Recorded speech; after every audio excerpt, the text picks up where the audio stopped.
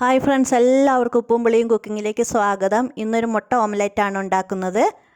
അത് നല്ല പ്ലഫി ആയിട്ട് തന്നെ ഉണ്ടാക്കാൻ സാധിക്കും. അതിനു വേണ്ടി 2 മുട്ട എടുത്തിട്ടുണ്ട്, ഒരു 10 ചെറിയുള്ളി, ചുവന്നുള്ളി, 2 പച്ചമുളക്, കറിവേപ്പില, 2-3 ടേബിൾ സ്പൂൺ തേങ്ങ ചിരകിയത്, ഇത്രയും എടുത്തിട്ടുണ്ട്.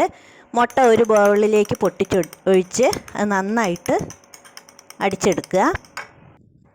അപ്പോൾ നന്നായിട്ട് ഞാൻ അടിച്ചെടുത്തിട്ടുണ്ട്.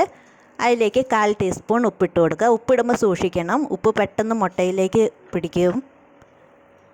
1/4 ടീസ്പൂൺ മഞ്ഞൾപ്പൊടി, പിന്നീട് ആ ഉള്ളിയൊക്കെ അരിഞ്ഞതും കറിവേപ്പിലയും പച്ചമുളകും ഒക്കെ കൂടെ ചേർത്ത് കൊടുത്ത് നന്നായിട്ട് ഒന്നും കൂടെ ബീറ്റ് ചെയ്തെടുക്കുക.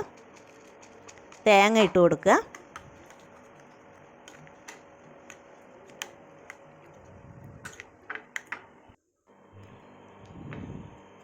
അപ്പോൾ ഞാൻ നന്നായിട്ട് അടിച്ചെടുത്തിട്ടുണ്ട്. അടുപ്പിലേക്ക് ഒരു പാൻ വെച്ച് കൊടുക്കുക. അതിലേക്ക് 2 ടേബിൾ സ്പൂൺ വെളിച്ചെണ്ണ ഒഴിച്ചു കൊടുത്ത് അതൊന്ന് ചുറ്റിച്ചെടുക്കുക. എല്ലാ ഭാഗത്തേക്കും വെളിച്ചെണ്ണ എത്താൻ വേണ്ടിയാണ്.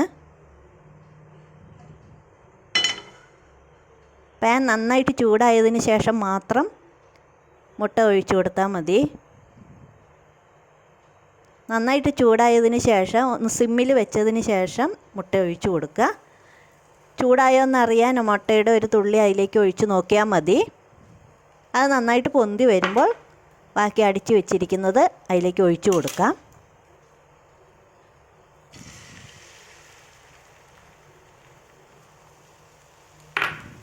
അതൊന്നൊരു സ്പൂണും കൊണ്ട് എല്ലാ ഭാഗത്തേക്കും ആക്കി കൊടുക്കുക, പരത്തി കൊടുക്കുക. ചെറിയ തീയിൽ വെച്ചിട്ട് വേണം വേവിക്കാൻ. തീ കൂടിപ്പോയാൽ ചിലപ്പോൾ അതിൻ്റെ ടേസ്റ്റ് മാറും, അടിയിൽ കരിഞ്ഞു പിടിക്കാൻ സാധ്യതയുണ്ട്. അപ്പോൾ അത് മുട്ടയുടെ ടേസ്റ്റ് തന്നെ മാറിപ്പോകും. സിമ്മിൽ വെച്ച് വേവിക്കുകയാണ് ഏറ്റവും നല്ലത്. 1 മിനിറ്റ് മൂടി വയ്ക്കുക. 1 മിനിറ്റ് കഴിഞ്ഞ് തുറന്ന് നോക്കുമ്പോൾ ഏകദേശം വെള്ളമൊക്കെ വറ്റി അത് മറിച്ചിടുന്ന ഭാഗമായിട്ട് നമുക്ക് കാണാൻ സാധിക്കും.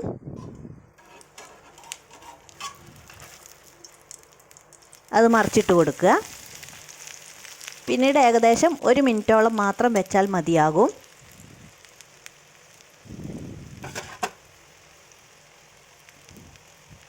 ഒരു മിനിറ്റ് കഴിയുമ്പോൾ മറ്റേ ഭാഗവും വെന്തിട്ടുണ്ടാകും. ഇപ്പോൾ നമ്മുടെ മുട്ട ഓംലെറ്റ് ഇവിടെ റെഡി ആയിട്ടുണ്ട്. നല്ല പ്ലഫി ആയിട്ട് തന്നെ നമുക്ക് കിട്ടിയിട്ടുണ്ട്. എല്ലാവരും ചെയ്ത് നോക്കുക. Thank you.